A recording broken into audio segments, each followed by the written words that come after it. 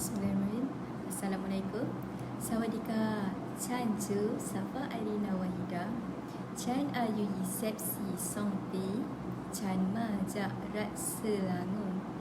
ฉันเป็นนักศึกษามหาวิทยาลัยมาเลเซียกลันตันฉันเรียนอยู่ที่คณะเทคโนโลยีสร้างสรรค์และดั้งเดิม